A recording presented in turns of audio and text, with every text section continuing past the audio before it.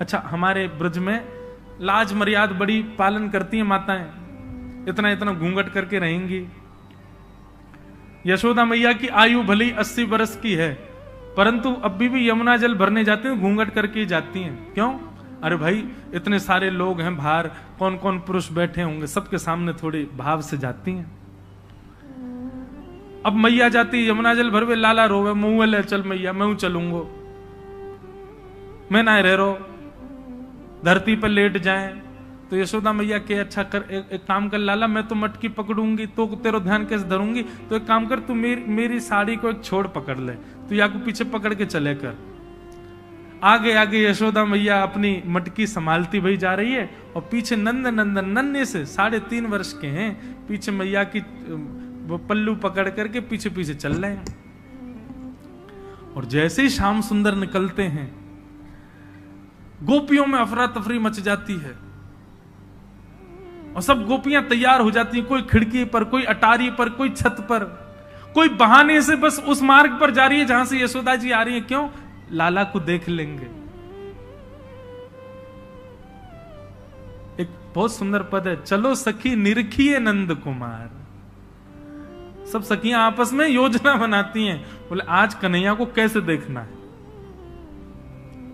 बहाने ढूंढती हैं। ठाकुर जी जब निकलते हैं उन गोपियों के भवन के आगे से, तो सब गोपियां कोई ना कोई गुप्त प्रलोभन ठाकुर जी को देती हैं कि ठाकुर जी उनकी तरफ देख लें।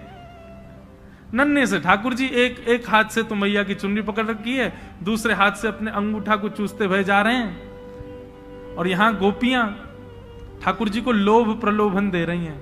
कोई गोपी किसी भाव का प्रलोभन, कोई गोपी मोर पिच्छ का प्रलोभन, कोई काली कमली का प्रलोभन, कोई नृत्य का प्रलोभन, कोई किसी वस्तु सामग्री का प्रलोभन दे रही है।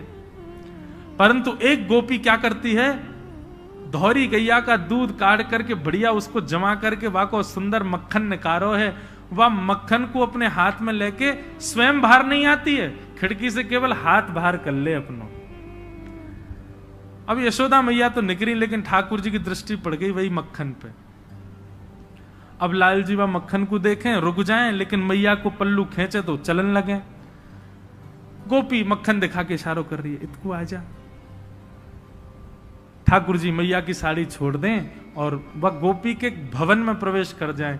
जैसे ही प्रवेश करते हैं महाराज, सारी गोपियां भागती हैं अपने अपने घरों, सब उसी के घर में प्रवेश कर जाती हैं, भीतर से चटकनी लगा करके, और ठाकुर जी बैठा लिए बीच में, चारों तरफ बैठ गई सबरी गोपी, और सब निरख रही हैं श्याम सुंदर को। तब ठाकुर जी कहते, तुम मुंह को ऐसे काय को टुकुर टुकुर देख रही हो, मैं तो मक्खन खावे आया हूं, मक्खन खवाओ, मेरी मैया चली गई, मैं शिकायत कर दूंगा। तब गोपियां कहती हैं, अच्छा लाला मक्खन खाएगो? बोले हाँ। ऐसे ना है मिलेगो, कछु मोल देनो पड़ेगो तो को। ठाकुर जी बोले, अभी कमाई मैं करूं ना हूं, जब कमाई आ जाएगी तब दूंगो।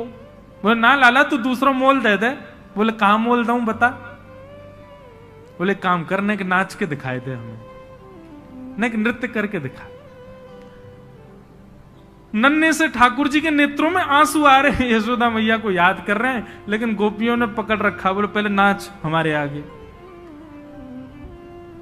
देवता आकाश से दंडवत करते हैं गोपियों को, बोले ये त्रिलोकी नाथ है जिसकी भ्रगुटी पर तीनों लोक नृत्य करता है, वो इन गोपियों के सामान्य से मक्खन पर ठुमुक ठुमुक करके नाच रहे हैं।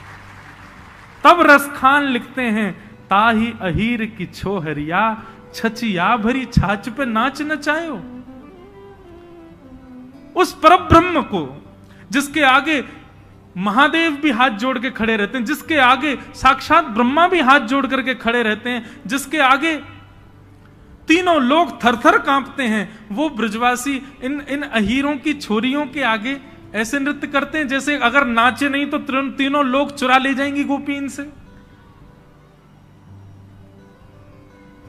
बताओ, इस लीला में ठाकुर जी का यश प्रकट होता है कि ठाकुर जी का प्रेम प्रकट होता है? ठाकुर जी का प्रेम प्रकट होता है।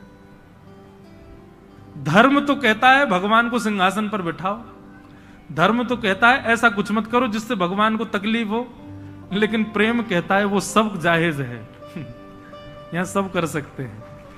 ठाकुर जी को उखल से भी बांध सकते हैं, ठाकुर जी को नचा भी सकते हैं। ठाकुर, अरे कहां तक कहें महाराज, ए ब्रजवासी की ऐसे ऐसे मधुमंगल श्रीदामा ठाकुर जी कोई घोड़ा बना के उन पर चढ़ जाए, और ठाकुर जी की जो दो बहनी मैया दो चुटिया बना दे, वही चुटिया कोई पकड़ ले, बोले चल लाला इतकू जहां को चोटी खींचे वहीं को चलियो, और ठाकुर जी चलते हैं।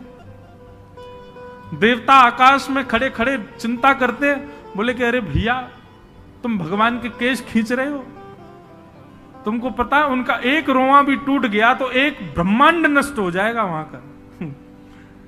लेकिन ब्रजवासियों का ये प्रेम है बंधुओं, ये ऐश्वर्य नहीं है ठाकुर जी का।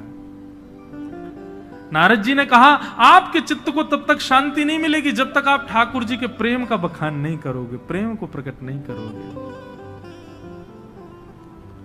और उस प्रेम को प्रकट करने के लिए भगवान के प्रेम स्वरूप का स्मरण करो।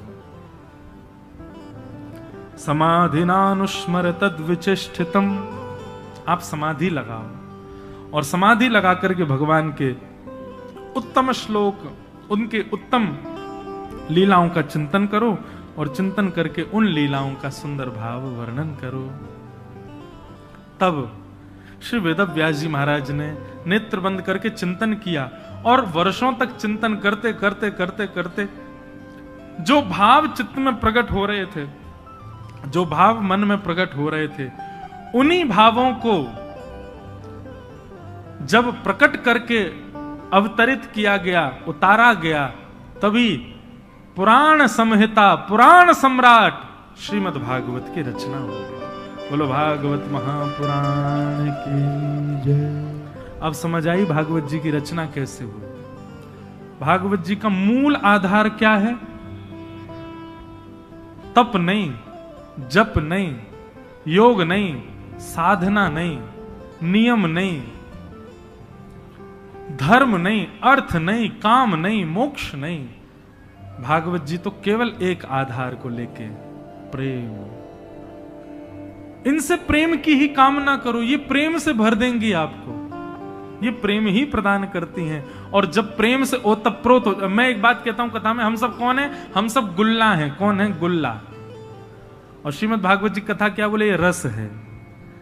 इसको जितना भरोगे, जितना भर लोगे, जितना भर लो, सोई क्या बन जाओगे। और जैसे ही रसगुल्ला बन जाओगे, सोई ठाकुर जी आपको भोग लगावे आ जाएंगे, आपके समीप आ जाएंगे। ठाकुर जी समीप कब आते हैं? जब रस युक्त होते हो। भाई गुल्ला जप युक्त हो, जप गुल्ला तप गुल्ला, जप गुल्ला, तप गुल्ला, और कौन सा? यज्ञ गुल्ला। ठाकुर जी को रस नहीं आएगा। अरे वाह, गुल्ला खा के कौन? एक व्यक्ति हैं, उनको डायबिटीज, वो क्या करते हैं? रसगुल्ला को पहले 5 बार पानी में धोते हैं। रसगुल्ला को 5 बार पानी में धोते हैं, पानी में धोने के बाद फिर निचोड़ देते हैं, निचोड़ने के बाद में फिर उसको पाते हैं। काय बात को फिर पाई क्यों रहे भाई? क्यों अत्याचार? बेचारे रसगुल्ला पर क्यों अन्याय कर रहे हो? रसगुल्ला तो रस युक्त हो तब पाया जाता है।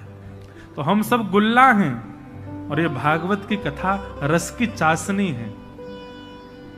आप जब जब इधर उधर देखते हो ना, समझ लेना उसी समय रस आया था और आप उससे वंचित रह गए, आप अकेले गुल्ला ही रह गए। इसीलिए बार बार कहता हूं, ध्यान से सुनो, ध्यान से सुनो, ध्यान से सुनो। क्यों? बोले चाशनी की कढ़ाई एक ही है, गुल्ला इतने सारे हैं। तो भैया सबरे रसयुक्त होंगे जरूरी नहीं है, वही रसयुक्त है पाएगो जो कढ़ाई की आकृति समझ करके चुपचाप भिचकेवा में बैठ जाए, घुस जाए कढ़ाई में, वही रसयुक्त है जाएगा। तो ये श्रीमद् भागवत चाशनी है भैया रस की। या मैं अपने आप को सराबोर कर लो, 7 दिन को समय मिलो है आपको, वंचित मत रहो। ऐसा रसयुक्त स्वयं को कर लो कि ठाकुर जी आपका सेवन करने, आपका भोग लगाने आपके पास पधारे। भागवत की रचना को बोलो भागवत महापुराण की जय। लोकस्य जानतो विद्वांस चक्रे सात्वत संहिताम्। श्रीमद् भागवत को संहिता कहा जाता है। संहिता का मतलब सम्यक हितम यासा संहिता, जो सबका हित करे। आपको पता है किस किस का हित होता है कथा में? सुनाने वाले का हित, सुनने वाले का हित। केवल इतना ही नहीं, यहां पर कई सारे छोटे छोटे कीड़े मकोड़े भी विचरण कर रहे होंगे, उनका भी हित। और केवल उन्हीं से काम नहीं, आप इस मार्ग से जो जो सामने से गुजर करके जा रहे होंगे और बस ये देखने के लिए कि यहां चल क्या रहा है, ऐसे दृष्टि करते होंगे, उनका भी हित, उनका भी कल्याण होता होगा। जहां तक कथा का स्वर जा रहा है, घर में पड़े पड़े भी जो एकाध स्वर सुन ले रहे हैं गलती से भी, उनका भी हित, उनका भी कल्याण हो रहा है।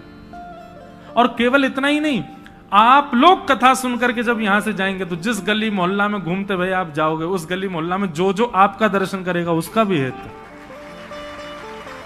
एक भागवत की कथा जब एक नगर में होती है, करोड़ों का कल्याण होता है, इसलिए उसको संहिता कहा गया। भागवत बड़ी अद्भुत है भैया, कितने एक साथ कितने लोगों का उद्धार करती है। ऐसी भागवत को हम बारंबार प्रणाम करते हैं।